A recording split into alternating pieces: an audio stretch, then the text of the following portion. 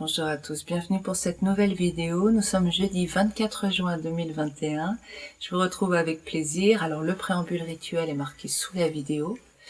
Je vais vous parler aujourd'hui des maladies. Alors les maladies, on va décrypter un petit peu. Je vais vous parler de l'ouvrage, là en préambule, de Philippe Dransart. Je crois que c'est La maladie cherche à me guérir.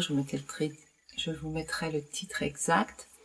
Pourquoi je vous recommande cet ouvrage? Parce qu'au lieu de donner, comme dans beaucoup d'ouvrages sur ce chapitre, une maladie, une définition, il donne des pistes. Dans son préambule, c'est très bien marqué que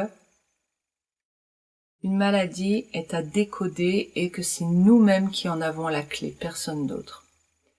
Donc il vous donne des pistes et c'est à vous d'aller voir qu'est-ce qui est juste, qu'est-ce qui résonne. Alors je continue dans cette voie-là pour vraiment que ce soit clair. Je vais vous parler aussi de la souffrance des enfants. J'ai parlé un peu de la mort des enfants, les morts précoces. Et je vais parler un peu de la souffrance des enfants. Ça va être assez rapide et puis ça va dans le sujet aussi. Alors, pour commencer. La maladie, c'est quoi? Globalement, si on va au niveau subatomique, si on va tout de suite au niveau quantique, nous sommes vibration, nous avons, chaque organe vibre à une certaine hauteur, ça c'est Marie-Louise Auger et la psychophonie. Chaque partie du corps a une hauteur différente. On peut dire que chaque organe a un son qui lui est propre. Ça, ce sont les découvertes de Jacques Benveniste, qui avait trouvé qu'on pouvait soigner un organe simplement en émettant un son par téléphone. On pouvait maintenant travailler et guérir comme ça les maladies. Par exemple, un La 440 Hz, qui est la hauteur de la note du téléphone. Quand vous décrochez, vous avez un La 440. Si le La 440, c'est la hauteur de la vibration de bonne santé, par exemple de mon pouce, je simplifie comme d'habitude, je schématise, puisque je suis spécialiste de rien. Mais je vous explique les fonctionnements globaux, avec de la hauteur, j'espère. Donc si mon pouce vibre au La 440 en bonne santé, quand j'ai mal au pouce, au lieu d'avoir un La 440, je vais avoir, et je dis n'importe quoi là, c'est un exemple, un La 380. Quand je suis malade, je vibre plus lentement que quand je suis en bonne santé. La plus petite unité, particule de l'univers, constitutive, la racine, c'est une corde vibrante. Dit autrement, tout ce que nous voyons autour de nous, tout ce qui est, que ce soit l'air, la matière, absolument tout dans l'univers n'est qu'une vibration. J'ai donc une vibration que j'ai appelée signature électromagnétique dans d'autres vidéos, parce que j'ai une vibration qui émane de moi, mais elle est multiple cette vibration, puisque chaque partie de mon corps, chaque organe a sa propre vibration. Donc à moi toute seule, je suis une symphonie, et vous aussi. Nous sommes, c'est magnifique déjà, nous sommes des symphonies qui répandons notre son dans l'univers. Quand ma vibration descend, ça veut dire aussi que mon énergie sur un autre plan, mon énergie, au lieu de circuler, de vibrer, donc de circuler partout à l'intérieur de moi, à un niveau un peu moins subtil, un peu plus grossier, un peu plus corporel, l'énergie, elle va se bloquer à un endroit. Il va y avoir une sorte de cristallisation de cette énergie subtile qui va faire comme un bouchon. C'est toujours de la vulgarisation, comme un bouchon. Pourquoi une énergie se cristallise? Elle se cristallise quand c'est quelque chose qui reste, une émotion négative qui reste en moi, se cristallise et crée un bouchon. Par exemple, j'ai de la jalousie envers une collègue de bureau qui a eu sa promotion alors que moi qui travaille mieux qu'elle, pensais-je, qui la mérite davantage, pensais-je, je n'ai pas cette promotion. J'ai donc à l'intérieur de moi une pensée de rancœur. Donc mes pensées là de rancœur se mettent au diapason de la bile, c'est de ma vésicule biliaire, il y a donc une connexion. Et comme je garde ces pensées négatives, elles vont venir là à l'organe le plus proche au niveau des résonances. Et comme je n'arrive pas à évacuer cette négativité, elle va venir se loger dans ma vésicule biliaire et je vais donc avoir un problème, vésicule biliaire et foie, et je vais avoir un problème à ce niveau-là. Comme tout est vibration dans l'univers, tout est une question de résonance. Suivant le type de pensée que j'ai, je vais donc avoir une résonance dans le corps. Mais ce qui est très intéressant sur un plan thérapeutique, c'est que, et c'est ce que vous propose Philippe Dransart, c'est de partir sur mon corps, les maladies, l'endroit où ça touche, le type de maladie, et ça me permet de remonter aux pensées. Pourquoi voulons-nous guérir une maladie? Ça, c'est un point très important. Je fais un aparté. Vouloir guérir une maladie, c'est vouloir taper sur un tableau de bord avec un marteau pour que les voyants s'arrêtent d'allumer. Vous remarquez que si vous cassez votre tableau de bord dans la voiture, simplement, au lieu de savoir s'il y a une panne dans la voiture et à quel endroit, vous aurez juste une voiture qui va s'arrêter un moment de fonctionner en faisant de la fumée, et vous ne saurez pas comment, pourquoi. Ce n'est pas parce que le tableau de bord va s'arrêter que vous aurez guéri la panne. La maladie, c'est la même chose. Maladie, émotion. Les émotions négatives, c'est juste l'expression de cristallisation quelque part de l'énergie, l'étape avant la maladie. Donc, il est important de se laisser sortir, pas vers les autres, je le rappelle, ces émotions négatives, et surtout, ensuite, de revenir à son schéma de pensée. C'est ça qui est sous le capot. C'est le schéma de pensée dans notre exemple, « Ah, ma collègue n'a pas mérité cette promotion, j'aurais dû l'avoir moi. » Il y a injustice, et blablabla, blablabla, tout ce que vous pouvez imaginer comme scénario. Ce n'est pas le fait que ma collègue ait une promotion qui me fait souffrir. C'est la pensée que ça ne devrait pas être comme ça. C'est toujours ça nos problèmes. C'est toujours la pensée, ça ne devrait pas être comme ça. Si je suis ok, ouais, elle a eu promotion et c'est bien, ça devait être comme ça. J'ai pas de problème.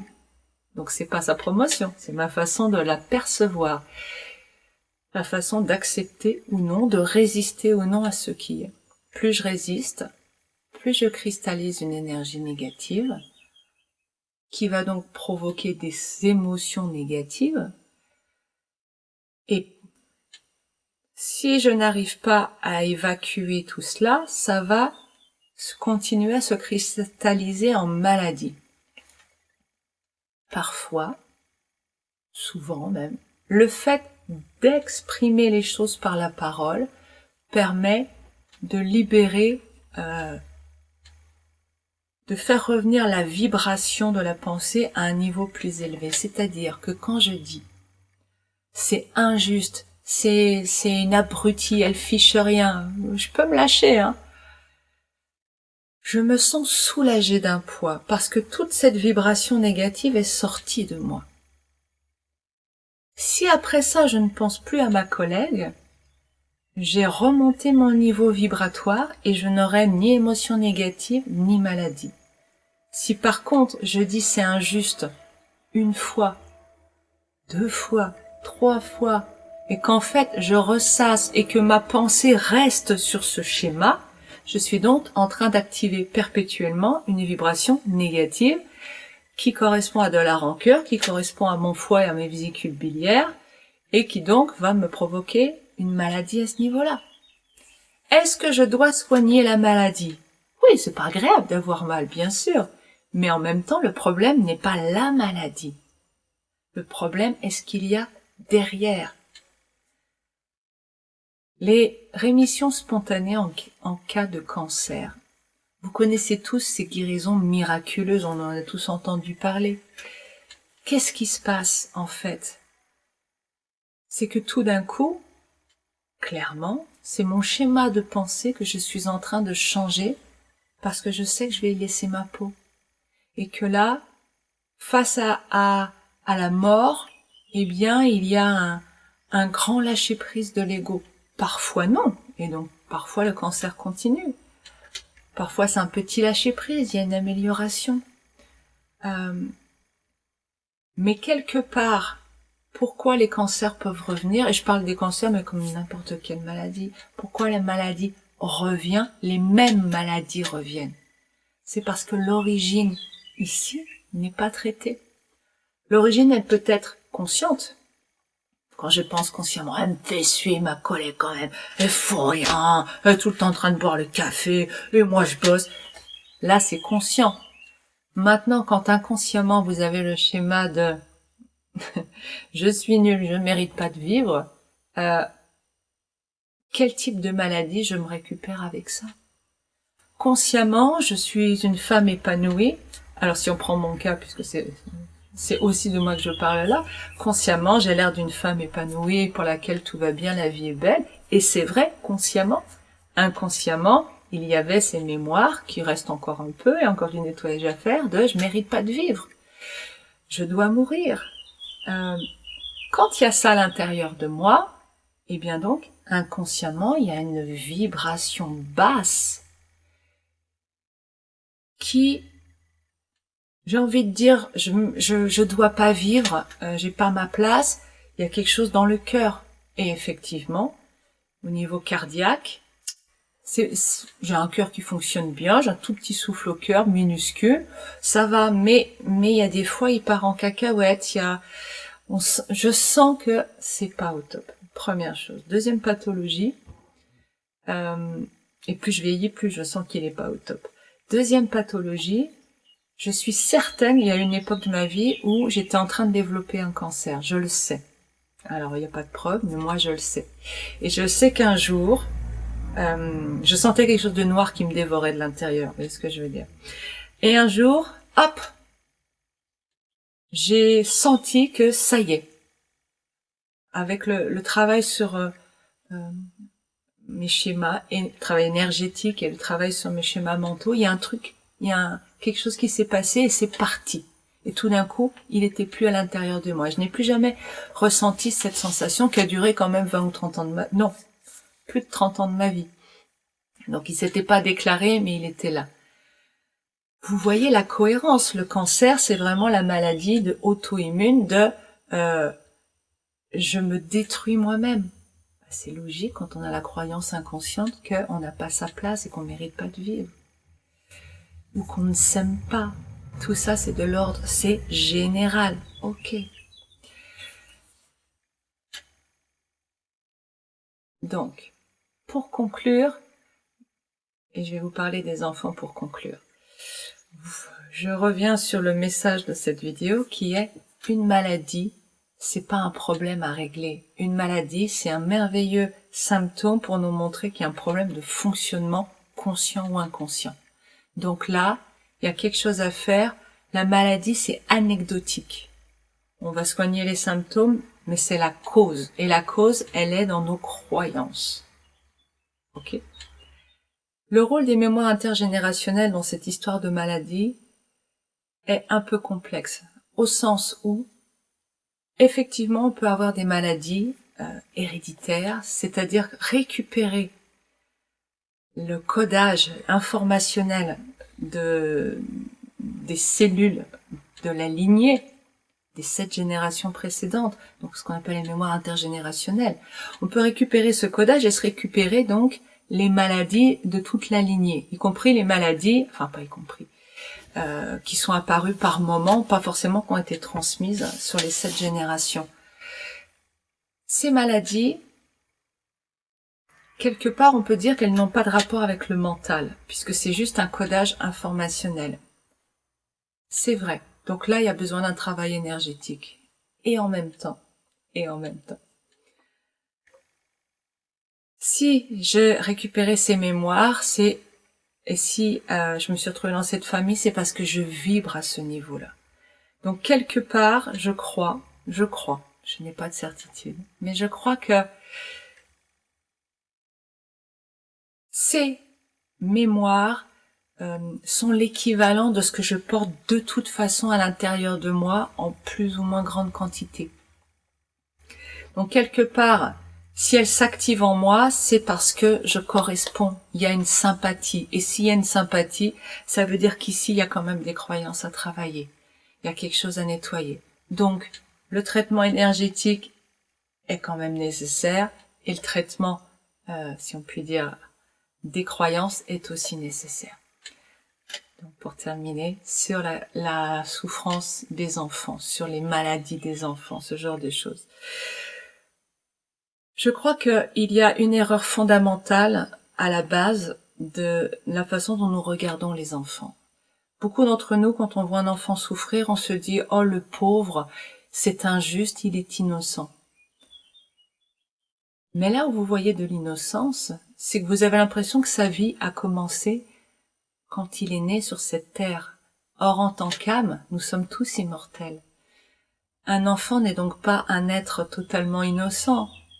C'est une âme aussi mortelle que la vôtre qui a commencé, s'est incarnée depuis plus ou moins longtemps. En tant qu'entité égotique, en tant qu'être incarné, il est jeune, effectivement. Mais maintenant, ce qu'il amène avec lui de sa vie d'avant, ce qu'il amène de sa propre vibration, c'est pas immortel au sens où c'est pas immuable, mais c'est ce qu'il est en tant qu'âme. Donc, imaginons que nous ayons 14 milliards d'années. Cet enfant de 5 ans, il a pas 5 ans, il a 14 milliards d'années. C'est une âme qui est venue expérimenter. Et elle va être malade au bout de 5 ans, mais parce que, à 14 milliards d'années de développement, elle en est à tel niveau de vibration et qu'elle garde tel type de schéma de pensée à l'intérieur qui se manifeste là. Il n'y a aucune innocence dans cet enfant. Alors quand je dis qu'il n'y a aucune innocence, c'est au sens... bien sûr qu'un enfant a une qualité d'être souvent, une qualité d'être légèrement différente. On sent cette innocence qui en fait, c'est une sorte de vibration, puisque l'incarnation l'âme n'est pas incarnée depuis longtemps, elle garde cette qualité subtile à un niveau vibratoire très haut. On appelle ça l'innocence, mais c'est vraiment une belle lumière. Mais tous les enfants ne sont pas lumineux, hein, puisque toutes les âmes ne sont pas lumineuses. Vous avez peut-être rencontré des enfants que vous trouviez... voyez, il y a des enfants qui sont terribles, mais terribles de violence, de négativité. Ce n'est pas parce qu'un enfant a 5 ans, 2 ans, 8 ans, qu'il est merveilleux, qu'il est tout doux. C'est une âme qui n'est ni meilleure ni moins bonne que la vôtre. Elle est juste là. En tant qu'identité incarnée, elle a peu de temps, donc elle est encore dans beaucoup d'ouverture, puisqu'on apprend tout de suite aux enfants à croire les autres sauf eux. Hein, faut écouter papa, maman, vous connaissez bien cette croyance. Donc, il y a une naïveté dont les adultes profitent tout le temps d'ailleurs. Il y a une naïveté et une très grande ouverture de l'enfant. Ok. Maintenant, s'il souffre, s'il est malade, ce n'est pas injuste. C'est au contraire d'une totale justice au sens, il est en train de recevoir ce qu'il émet vibratoirement. C'est de la mécanique. Donc, il n'y a pas de notion en réalité de justice, de mérite ou de choses comme ça. C'est juste, il envoie 440 Hertz, il reçoit 440 Hertz. Donc, à 5 ans, il est en train d'éprouver de la souffrance par rapport à son schéma de pensée. Souvent, les enfants malades, les enfants qui souffrent, sont aussi là pour permettre aux parents, pour faire vivre une expérience aux parents, une épreuve à transmuter, pour aller vers davantage de lâcher prise et d'amour. Rien de plus terrible que de voir son enfant qui souffre. Et pourtant, il n'y a pas d'amour, on n'a pas à aimer plus, ça va faire hurler dans les chaumières, ça. On n'est pas censé aimer plus ses enfants que d'autres personnes. Il y a quelque chose, effectivement, de biologique, mais plutôt de résonance, de sympathie, puisqu'en fait, si notre enfant nous a choisis, et nous avons choisi notre enfant au niveau subtil, niveau de l'âme, c'est parce qu'il y a une réelle résonance. Mais maintenant, c'est pas parce que je résonne plus là que j'aime plus là, ou que j'aime moins là. Nous sommes amour. Comme je vous ai dit, Jésus, il est pas videur du boîte, il dit pas oui, toi non, t'as une sale tête. Donc c'est aussi ce genre d'épreuve, c'est aussi apprendre à lâcher prise. Ce ne sont pas nos enfants. Nous ne sommes que des réceptacles. En tant que femme, nous ne sommes que des réceptacles. Et l'homme ne fait partie que de cet acte créatif. C'est pas au sens où ça n'a pas de valeur, ça a une immense valeur, mais en même temps, ça ne donne pas un droit de possession sur l'enfant. Donc, voir son enfant souffrir, c'est aussi apprendre à lâcher prise sur le parcours de vie de chacun. Il souffre parce qu'il n'a pas résolu des choses à l'intérieur de lui. Et moi, je ne peux rien faire. Et c'est ok, et c'est normal. Aimer, c'est pas souffrir avec. Aimer, c'est juste accepter qu'il ait son propre parcours. Et accepter notre impuissance. Et trouver de l'amour et de la bienveillance dans tout ça. Les maladies n'existent pas. Les maladies, c'est une cristallisation dans la matière de ce que nous sommes au niveau subtil et de nos pensées. Donc à partir de là, nous avons les conséquences de ce que nous sommes. N'hésitez pas si vous avez des questions, je vais m'arrêter là. N'hésitez pas si vous avez des questions, des commentaires, des réactions. Et puis, je vous mets donc ci-dessous la référence de l'ouvrage de Philippe Dransart que je vous recommande. Je vous souhaite une belle semaine et je vous dis à la semaine prochaine. Au revoir.